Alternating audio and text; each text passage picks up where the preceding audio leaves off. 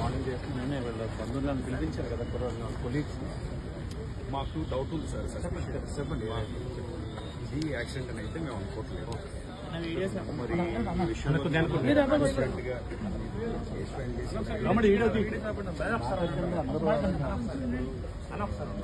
Case filing దగ్గర నుంచి this is the demand from our Christian community. He is not a small man. అతను సామాన్యుడు అయితే కాదు. ఎవరు అడ్మైర్ చేసే వ్యక్తి అయితే మా పక్కన ఉన్న వాయిస్ అడగడం మాకు చాలా బాగా మేము రిక్వెస్ట్ చేస్తామంటే ట్రాన్స్పరెంట్గా మీరు కేసు మాకు తెలియజేస్తే ఆ తర్వాత మేము ఏం చేయాలనేది మా యాక్షన్.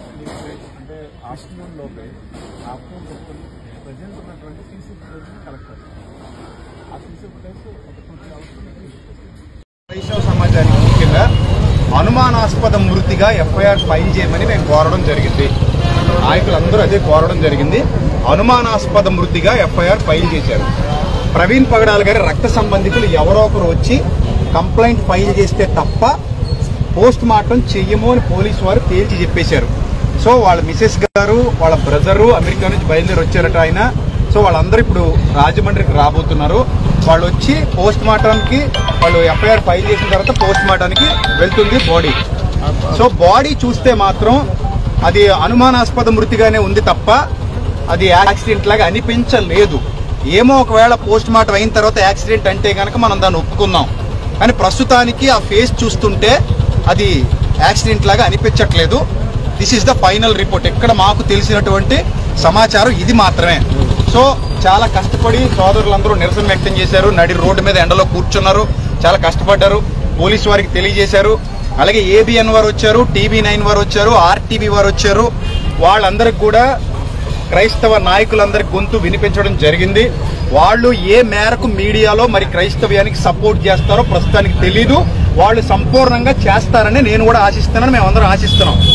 రైట్. ఇక క్రైస్తవ సమాజానికి ఇచ్చే చివరి పిలుపు ఏంటంటే, ప్రస్తుతానికి క్రిస్టియానిటీలో దాడులు జరగడం, ఎవరు పడితే వాళ్ళు నోటుకొచ్చినట్టు క్రైస్తవ్యం మీద మాట్లాడడం జరుగుతుంది. సో మనందరం ఐక్యంగా ఉండాలి. ఇలాంటి సంఘటనలు పునరావృతం కాకుండా మనందరం మన ఐక్యతను చాటి చెప్పాలి. రెండో పాయింట్ ఏంటంటే, ఒకవేళ ఈరోజు పొద్దున వచ్చినటువంటి న్యూస్ ఏంటంటే, ఒక మతోన్మాది తన ఛానల్లో పోస్ట్ పెట్టేట ఎవరు చంపేశారో అని. సో అతడు ఎంత దౌర్భాగ్యంగా దుర్మార్గంగా క్రైస్తవ్యం మీద అవాకులు చవాకులు పేలుతూ సినిమాలు తీస్తూ పుస్తకాలు రాస్తూ నేటికి ఎంత బాధ పెట్టాడో మనందరికీ తెలుసు. ఆ స్క్రీన్ షాట్ బయటకు వచ్చిన తర్వాత క్రైస్తవ నాయకులందరూ కలిసి దాని మీద ఎఫ్ఐఆర్ ఫైల్ చేయబోతున్నాం. ఇది పచ్చి నిజం. ఇది జరిగి తీరుతుంది. అలాగే ఇక మీదట ఎవరైనా నిర్నిమిత్తంగా మన మీద దాడులు చేసినా, నిర్నిమిత్తంగా మన మీద పోస్టులు పెట్టినా ఎవరు మౌనంగా ఉండొద్దు. దయచేసి నాయకులతో కలవండి చాలు. ఇక మీరు ఏం చేయక్కర్లేదు. మీ పక్షంగా నిలబడిన నాయకులు ఎవరైతే ఉన్నారో వాళ్ళతో కలిసి వాళ్ళు రమ్మన్న చోటకు వచ్చి ముందడుగు వేయండి. ఇక ఫైనల్ గా నేను చెప్పేది ఏంటంటే, పోస్ట్ మార్టం వచ్చేసిన తర్వాత ప్రవీణ్ పగడాలన్న పోస్ట్ మార్టం నివేదిక వచ్చిన తర్వాత ఆ పోస్ట్ మార్టంలో గాని ఒకవేళ ఇది హత్య అని తేలితే గనుక ఎవ్వడూ మౌనంగా ఇంట్లో కూర్చోవద్దు. ఏ సంఘం కూడా మౌనంగా ఇంట్లో కూర్చోవద్దు. ఖచ్చితంగా విశ్వాసి బయటకు వచ్చి మన పోరాటం ఏంటనేది అప్పుడు చేద్దాం. అంతవరకు మౌనంగా, వినమ్రంగా, విధేయతగా ఉండండి. పోలీసు వారు చెప్పినట్టే వినండి. దయచేసి ఇక ఏం చేయొద్దు. ఎవరింటికి వాళ్ళు వెళ్ళిపోదాం. నాయకులతో ఇంటరాక్ట్ అయి ఉండండి. అలాగే ఇప్పుడు ఏ ఛానల్స్ లో అయితే వెళ్తున్నాయో ఈ ఛానల్స్ వాళ్ళందరూ కూడా నాయకులతో ఇంటరాక్ట్ అయి ఉండండి. ఖచ్చితంగా మా నుంచి పోస్ట్ వస్తుంది, అధికారికంగా పోస్ట్ వస్తుంది. ఒకవేళ పోస్ట్ మార్టం నివేదిక ఇస్తామని చెప్పారు, సమగ్ర దర్యాప్తు చేస్తామని చెప్పారు. అలాగే ఇప్పటివరకు ఇక్కడ ఉన్నటువంటి గౌడ్ గారు, వీరయ్య గౌడ్ గారు, ఐ థింక్ సిఐ గారు అనుకుంటాను ఆయన, సిఐ వీరయ్య గౌడ్ గారు ఏం చెప్పారంటే, సార్ మా దగ్గర మొత్తం సీసీటీవీ ఫుటేజ్ ఉంది. ఆ సీసీటీవీ ఫుటేజ్ మొత్తం తీసుకొచ్చి మీ నాయకులందరికీ అప్పగిస్తాం. ఆ సీసీటీవీ ఫుటేజ్ లో ఒకవేళ ఏదైనా తేడా ఉంటే క్లూస్ టీం మొత్తం వెళ్తుంది అక్కడికి. అంత క్లియర్ చేసిన తర్వాత మీకు పూర్తి న్యాయం చేశాకనే మేము విశ్రమిస్తామని చెప్పారు ఆయన.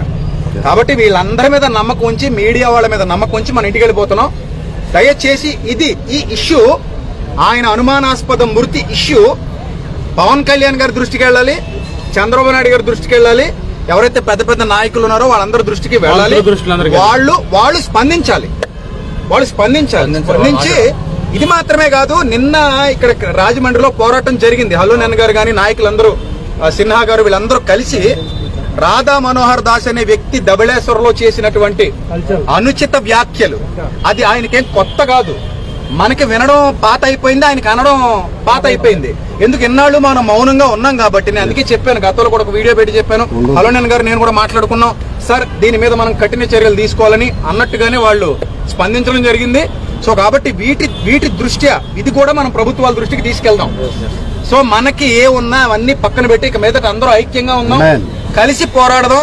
We are all one in Christ. మన శిరస్సు క్రీస్తు, మన ఆలోచన ఎక్కడి నుంచి వచ్చింది కాబట్టి క్రీస్తుని బట్టి మన అందరం ఐక్యంగా ఉండి ఈ ప్రవీణ్ అన్న కుటుంబానికి ముఖ్యంగా ఒక్క మాట చెప్తాను. ఆయనకి 2 ఆడబిడ్డలు, ఇంకొక 2 ఆడబిడ్డలు దత్తత చేసుకున్నారు. ఇంకో 10 మంది పిల్లల్ని ఆయన పోషిస్తున్నారు. ఆయన చాలా మంచి క్యారెక్టర్ కలిగినటువంటి వ్యక్తి. ఎప్పుడూ కూడా ఆయన తన మానవత్వాన్ని గాని తన మంచితనాన్ని గాని వదులుకోలేదు. అంత చక్కగా మంచి వక్తగా, మంచి డిబేటర్ గా, రక్షణ టీవీలో ఎంత చక్కటి ప్రసంగాలు చేశారో కూడా మనందరికీ తెలుసు. ఆయన గొప్పతనం ఏంటంటే ముస్లింల మనోభావాలు దెబ్బతీశారని కొంతమంది ఆయన గురించి మాట్లాడితే వెంటనే దిగొచ్చి పబ్లిక్ గా క్షమాపణ చెప్పినటువంటి వ్యక్తి. ఆయన పబ్లిక్ గా క్షమాపణ చెప్పాడు. సో అలాంటి మంచి వ్యక్తికి ఈ రోజు ఇలా జరగడం మాత్రం చాలా దారుణం. సో గనుక క్రైస్తవ సమాజం అంతా కుటుంబం కొరకు ప్రార్థన చేయండి, వాళ్ళ ఆదరణ కొరకు ప్రార్థన చేయండి.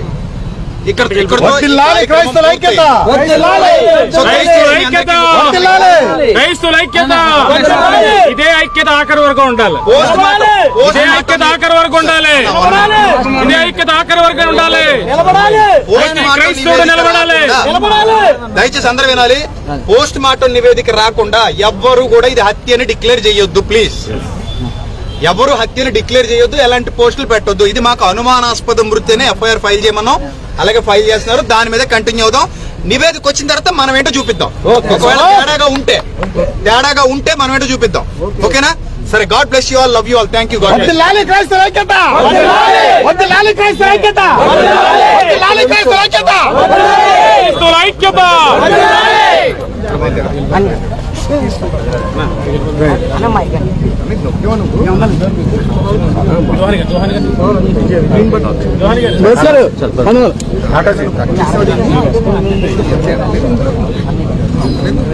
అన్నీ మీకు అడగలండి. నాకు అన్ని